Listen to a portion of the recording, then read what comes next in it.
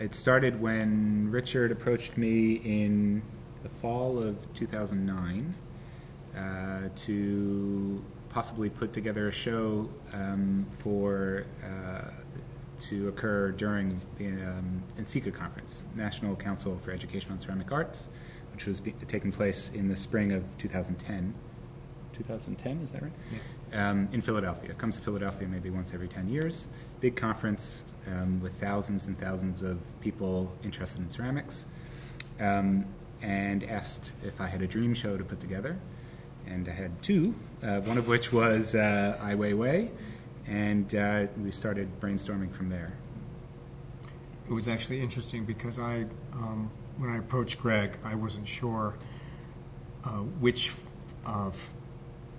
approach I was going to take, because Greg mentioned the NCECA conference, but in the back of my mind I was also thinking about another conference that was happening simultaneously in Philadelphia called Philagraphica, and I was basically thinking as a fundraiser, and I asked Greg if we went down the path of doing an exhibition with ceramics as its core material or theme, what would he like to see in the gallery? And I had actually seen Ai Weiwei's work, but didn't know that he'd worked in clay. And then Greg showed me these amazing colored vases, these 5,000-year-old earthenware pots that Ai Weiwei had dipped into house paint, and I was blown away.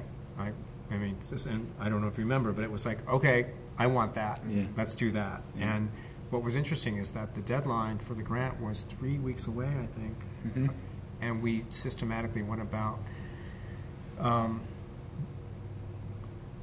writing to the gallery, Mary Boone Gallery in New York, and waited for a response, and we got one, and things went from there. And we could talk about the process, but it was really finding Phil Tenari. I think that we made contact with an American who was living in Beijing and had intimate contact with the studio, and put us in touch with Ai Weiwei and got the thing off the ground. And we got the grant into Philadelphia Exhibitions Initiative, and I think they loved the proposal, and by May we knew about $100,000 or so that we were given to realize the show. I really wanted to try to put something together that was different than the exhibitions that are mounted during NCECA, which really celebrate American ceramic culture, and very few people in my field knew, maybe still know, of Ai Weiwei, because he doesn't work within the field of ceramics. He's a conceptual artist who often turns to ceramics because of his cultural heritage and the availability of the material, and also the history of ceramics in China is so important. So the first impulse was really to introduce an artist of his caliber to the field in some small way in this conference setting. Plus I've taught about his work. I really love most of his work, in particular the ceramic work, and the meaning behind his work is so deep and embedded in Chinese history and culture that as works of art, as conceptual works of art, they're really quite strong. And my field, the field of ceramics, really owes a great debt of gratitude to Chinese ceramic history. And yet somebody so important who's using this history as material for his work hadn't really been discovered yet. So that was part of it. Also, we really focused on his use of the material in an iconoclastic fashion.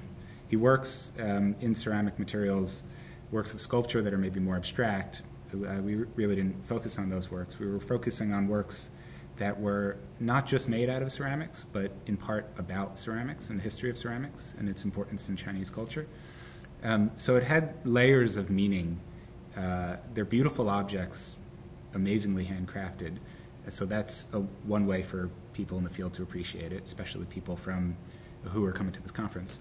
But their meanings are even deeper and connected to the field in ways that I don't think had been approached yet curatorially, or really in my colleagues' studios, myself included, around the country. The thing I enjoyed about Greg's suggestion was that by agreeing to show this work, it was almost literally like bringing the bull into the china shop, because he actually has said that he hates ceramics. There's an artist who works with clay but never touches it. And so the conceptual dynamic of bringing an artist who could be identified as so associated with that history, but at the same time so critical of it, was really exciting. So that in a way we were inviting an argument within this context, which is mostly reverent and about a kind of affection for the medium. And here was an artist who had a totally unprecedented relationship to the material, but also a deeply personal one, in the sense that one of the arguments behind the show was that the way to understand Ai Weiwei's entire practice, which includes architecture, fashion photography, we could even say. I mean, he's really done all kinds of things.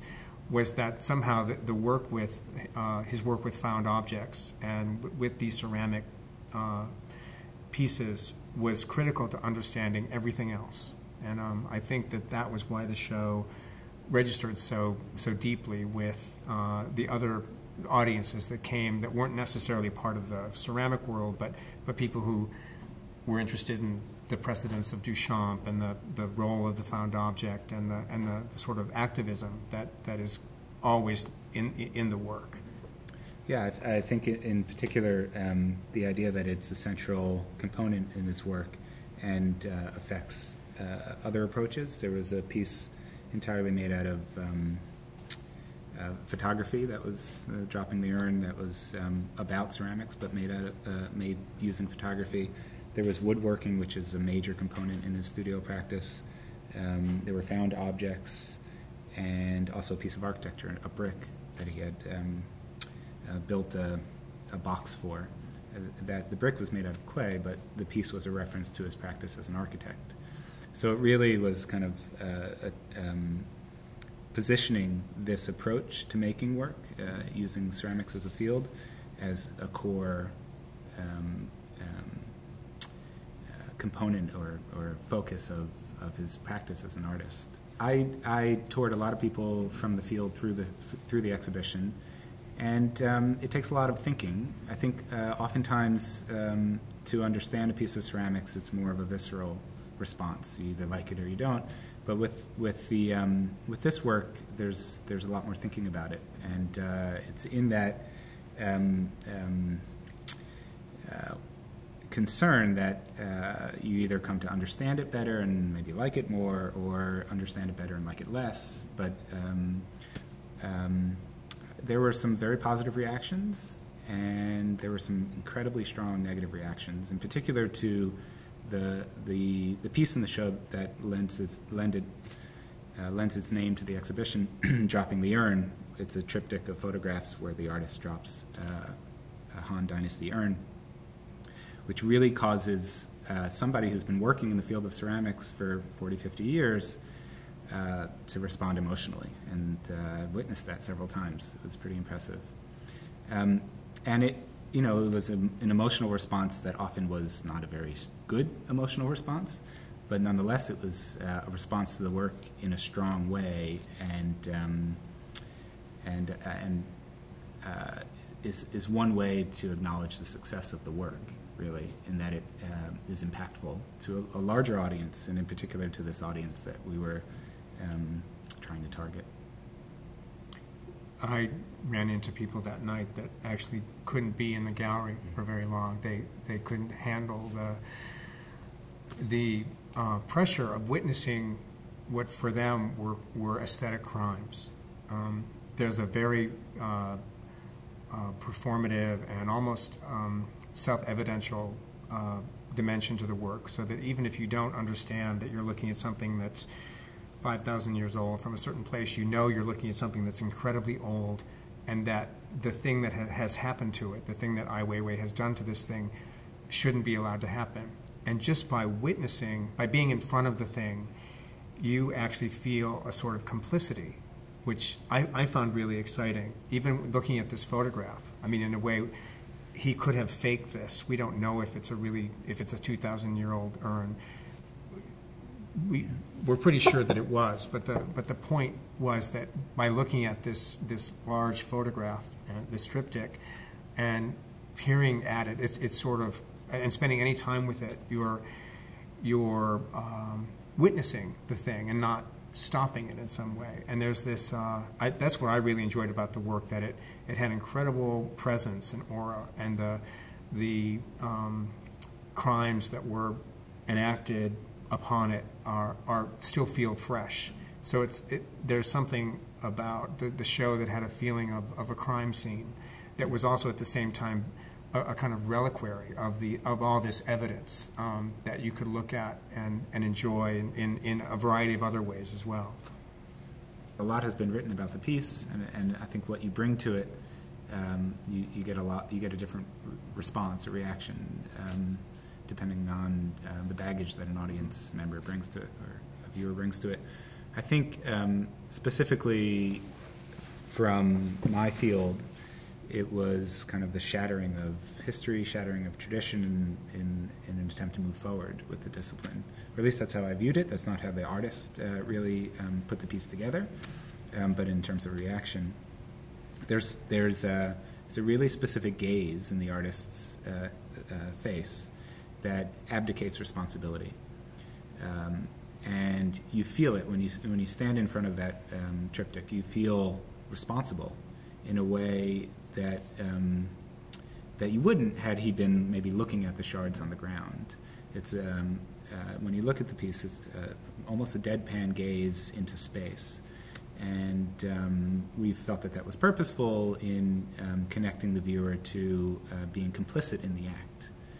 And so there's a real connection to this. I mean, there's something very special about old pieces of pottery that we all feel we have an ownership of as a culture, as a global culture. Like we all are somehow part of this, and for somebody to then destroy what was considered a priceless or very valuable urn became an act where the viewer and the artist were complicit in the act.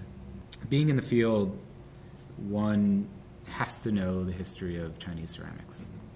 It's probably the most important cultural history in the ceramic field, both technologically, aesthetically, and now I would say maybe conceptually as well.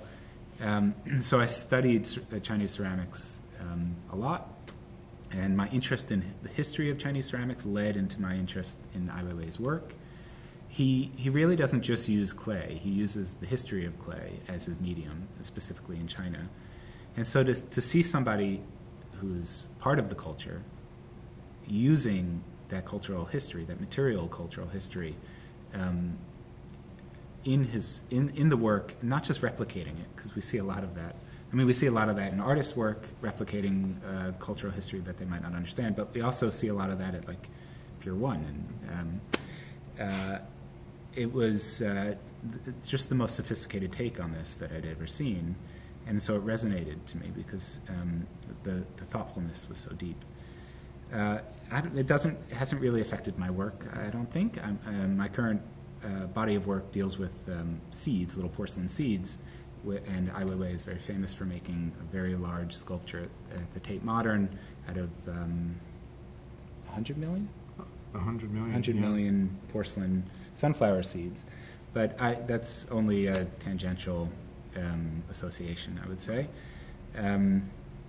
But I continue to be impressed and a big fan of his production, and always interested in seeing what he does next with the medium.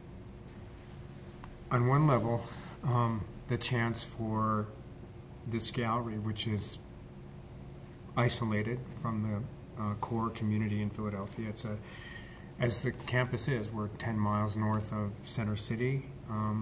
There's a kind of conceptual gap that people complain about, the fact that we're hard to get to, and even on campus, the gallery is something that people still aren't quite sure they know how to locate. So the fact that suddenly this artist is having the show in this out-of-the-way place that has no other gallery near it. Basically, all of the audience that come to see the shows are voluntary viewers. So it behooves us to make shows like this that feel like they must be seen, they are destination points, and so that the challenge half the time is, in addition to being fortunate enough to host this exhibition and then to have the support from Pew to do it, just the cultural responsibility to honor the work is really significant, and to some extent I think that we take a special pride in presenting anything that we have in the space, but we really, between Greg and myself and our technician, Matthew Borgen, we really worked very hard to display the work in such a way that we got twice as many pieces into the gallery as people expected. So it was a very dense but elegant and spacious presentation. The artist insisted, we knew that he wanted a minimal display and to have lots of room around everything. And our approach to devising display furniture that allowed us to embed these works into the pedestal furniture that we made, all of it custom for this show, was, we know that people were really startled at how beautiful the show was. And when I look at the pictures now, I remain pleased with how they carry. The thing that's also important for us, we got a lot of exposure from the NCCA conference. We filled a bus from Center City, Philadelphia, and had a terrific evening here between Philip Tenari speaking and a colleague at Haverford College who spoke about the industry in Jingdezhen. Greg can say that word better than I can. Yeah.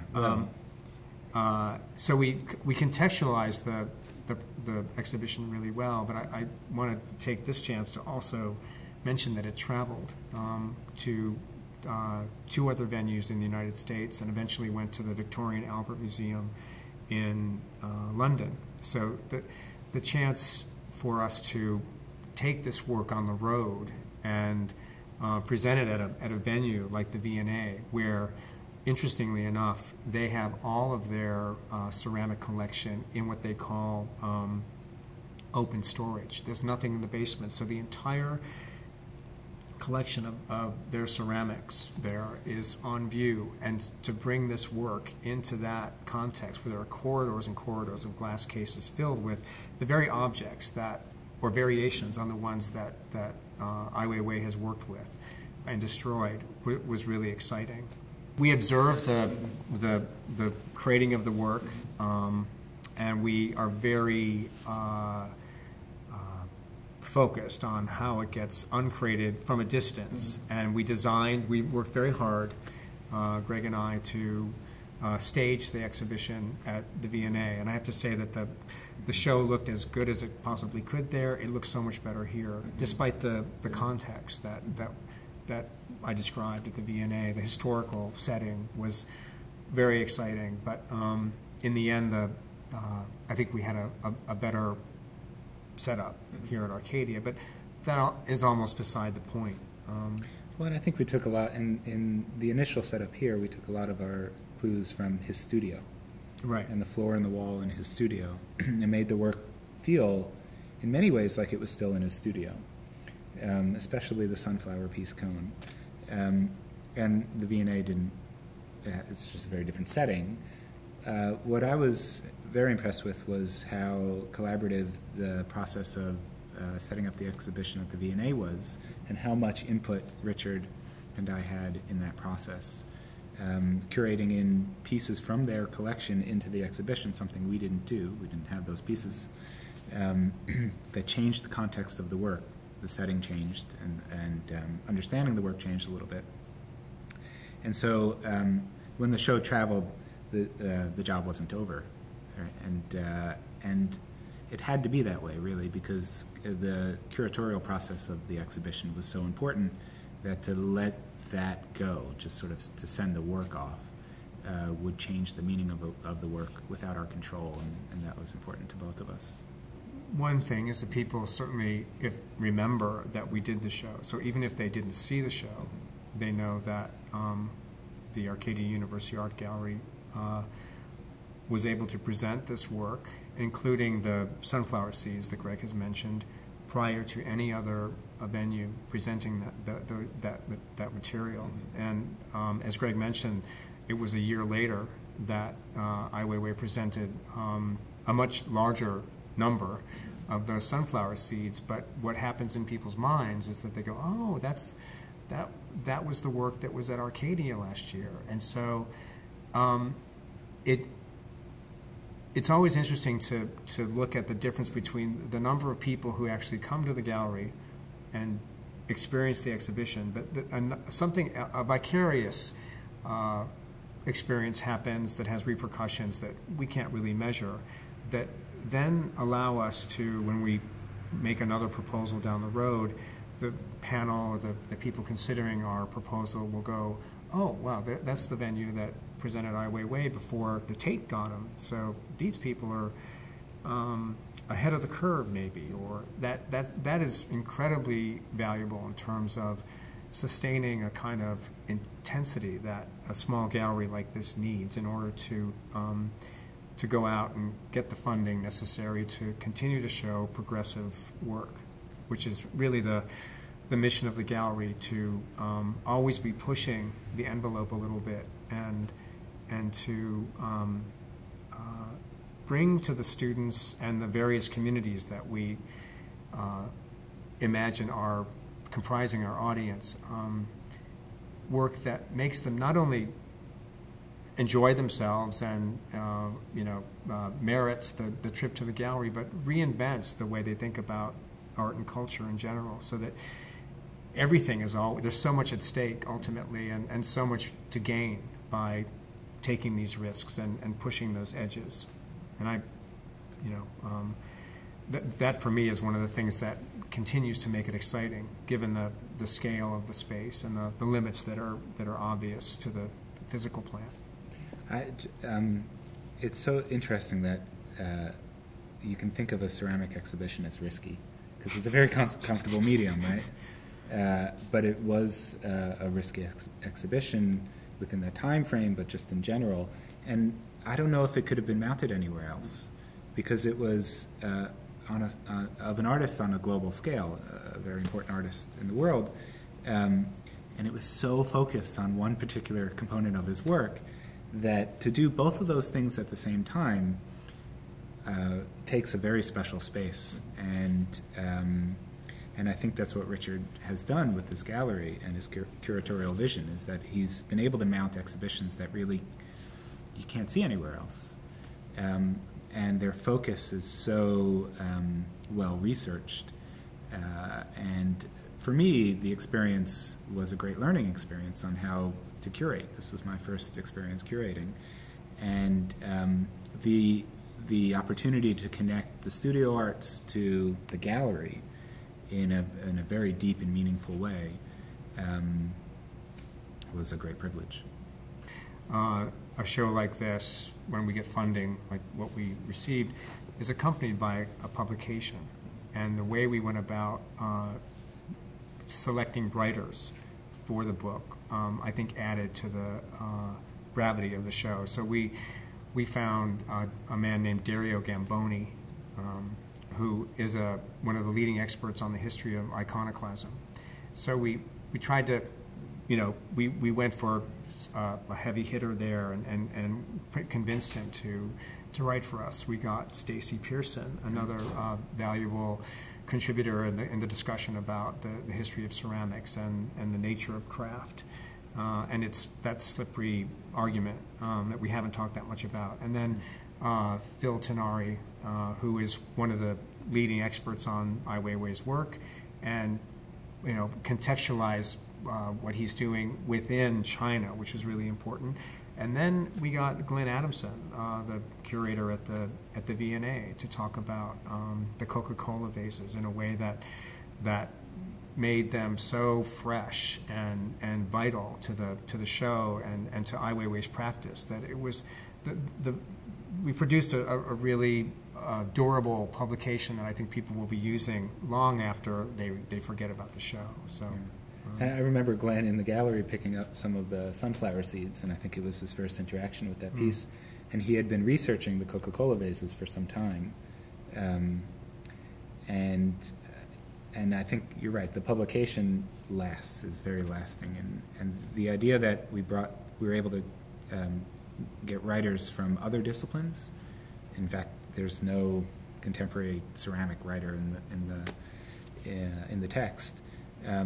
That interdisciplinary approach to looking at his work, I think, lends something very important to the field of art, the field of ceramics.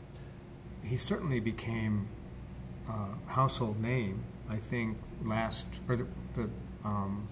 the spring of 2011, last year, when he was imprisoned or put under house arrest for a period of 81 days. And suddenly, people who were familiar with his activism and his work got engaged in a way that pushed their connection or concern to a new level. Because a lot of people who've been watching Ai Weiwei over the course of the years, even prior to his to what happened, he was attacked by police in a hotel room the day before he was to attend a trial.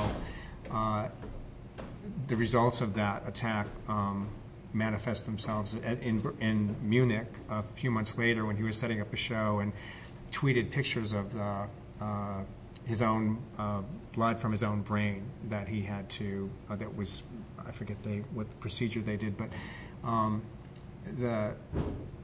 in the context of setting up this exhibition in Munich, he has put himself out there more and more as I don't want to use this word lightly, but almost like a martyr for this argument against the way China is run right now. And so things got to a more serious level when he basically disappeared. Nobody knew where he was, and around the world there was, where was Ai Weiwei? Which actually was interesting because it was the leading question in Glenn's essay prior to this disappearance. And there was the government did not, for weeks, didn't announce where he was or what why they had taken him into custody. And as a result of that, 81 days later, I think they released him rather unceremoniously, right?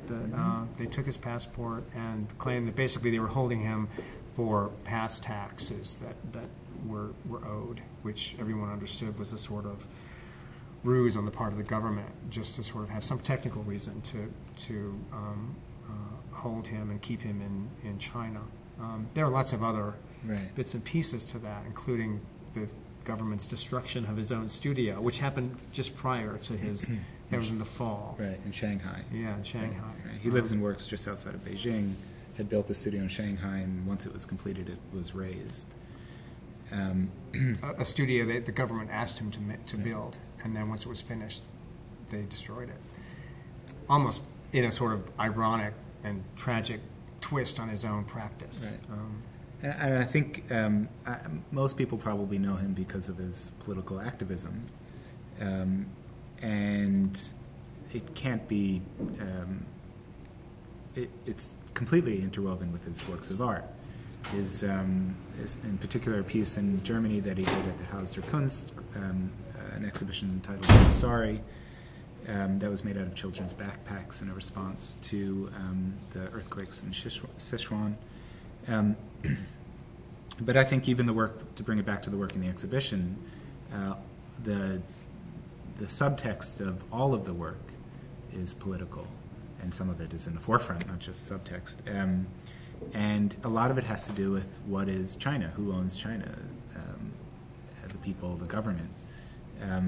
The sunflower seeds are a great example of that, in reference to communism and a statement by Mao saying he's the great sun and the Chinese people are sunflowers following the sun. But also in his destruction or recontextualization of historical pieces. Who owns those pieces? Right? Is it do they belong to the Chinese people, or I think the question is probably more important than the answer that he's raising. And so I think his political activism can never be separated from his work as an artist. And he would say that they're part of the same practice.